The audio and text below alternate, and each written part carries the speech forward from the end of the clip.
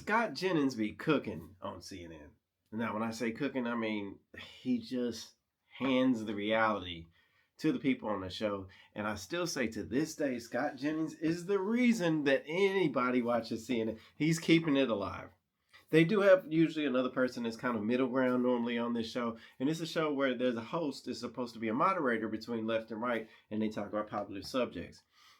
And Scott Jennings is just the star on that.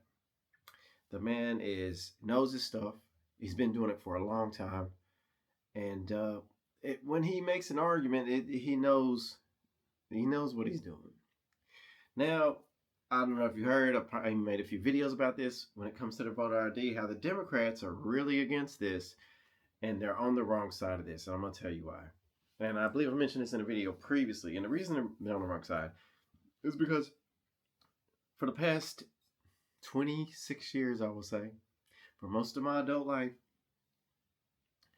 if you've noticed anything in the news, every time there's an American election, every other election, someone's saying it was stolen, there's fraud, it's not legitimate, there's all these things. That's what the Russian collusion thing was about with Trump. When Al Gore ran for president in 2000, was it 99, 2000, against Bush, and come to find out it wasn't necessarily Bush's fault but everybody was saying they cheated, when actually, if my understanding is correct, they didn't double check a few important places in Florida, and that's how they ended up losing. Yeah, you know what I'm saying. So it wasn't even Bush's fault. Bush kind of won by the luck on that one. Everybody even thought the sentiment was he wasn't going to win Florida, but even then, it didn't stop people from saying it was an illegitimate election and it was stolen.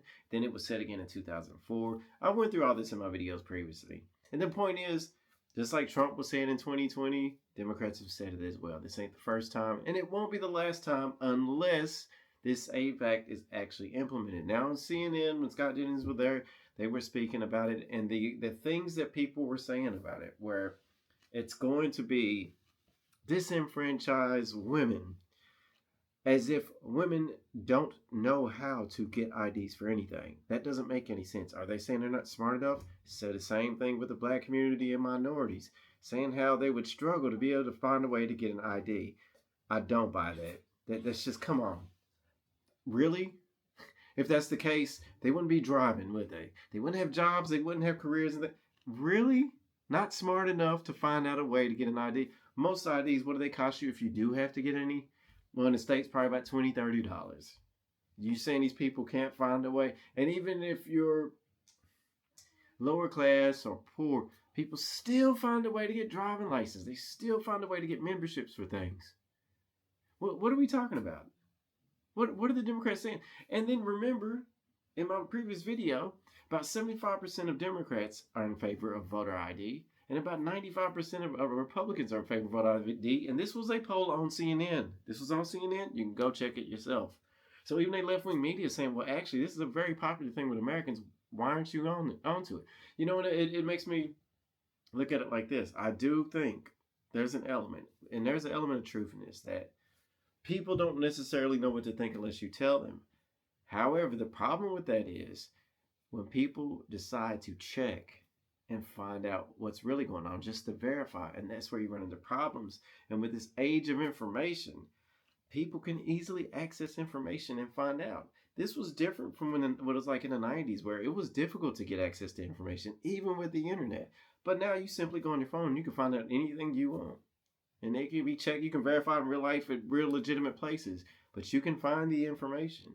So we're no longer in an age where you could just say things and people believe it because they have to. If you say things to people, they can double check to make sure it's real, or at least fact-based and not opinion-based. And that's the problem we're running into. Now we're really kind of seeing this has been their game plan for years, actually. That's what it's looking like, because I've heard these kind of talking points before, but now today you can double check and find out what's real. And that's just not working anymore. Why do you think countries that are dictatorships and totalitarian always turn the internet off when there's trouble? Think about it. Information is power, and everybody has access to it now.